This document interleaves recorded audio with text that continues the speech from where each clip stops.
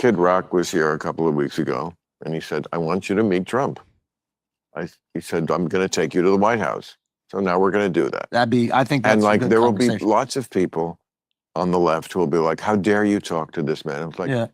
you know, I'm not playing this game that you mean girls play. Yes. Where like, oh, you know what? You can't sit at my lunch table because I'm just not talking to you. Not talking to you, you lost the election.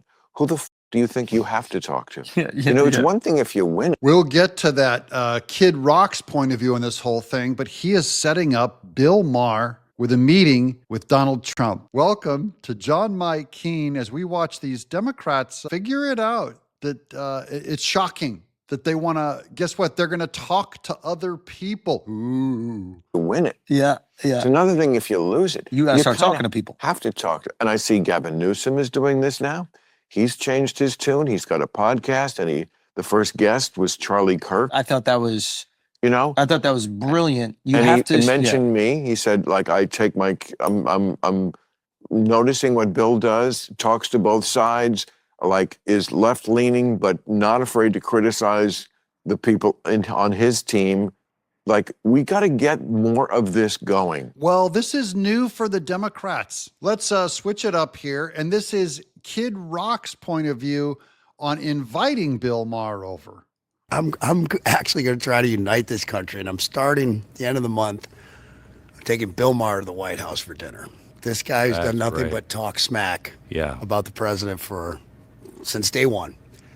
But he's a comedian too. Yeah. And, I can have conversations with him, if you don't get into Trump, because I'm like, I fucking love him. Yeah. He's like, I don't. I'm like, let's talk about other things. We can find common ground. He's actually, more reasonable than a lot of people on the right would think. I think especially the last maybe 4 years or whatever. So I said to him, I was doing his podcast, and I said, if I can hook you guys up, this, that, and the other. And trust me, there's a lot more people deserving at that table, for dinner. So it's a big deal to me to, bring him there and even have the president be like, yeah, do it. Let's do it.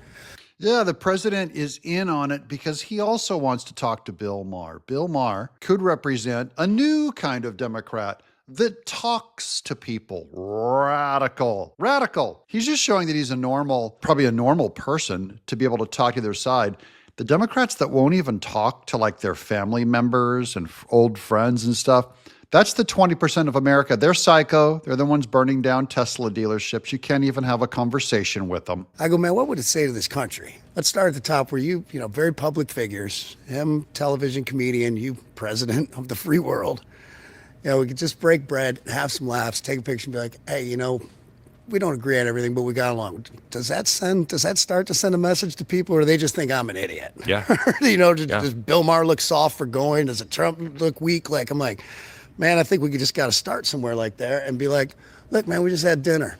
We had some laughs. We had fun. Yeah. Like, maybe call that family member that you got into it over politics, or that person, at the school that, you don't like to talk to anymore that you used to have a coffee with in the morning. Maybe just get back with him and be like, look, man, it's okay. Everybody calm down a little bit. I like these times that we're in where it's just considered so radical for Bill Maher to sit down and have dinner with Trump that you have to organize it. You have to warn everyone. It becomes a big deal, a big talking point. Ooh, the left's going to go, how dare you talk to Trump? And these people need to get over themselves. Everyone who has a problem with talking to the other side needs to get over themselves. I'm John Mike Keene.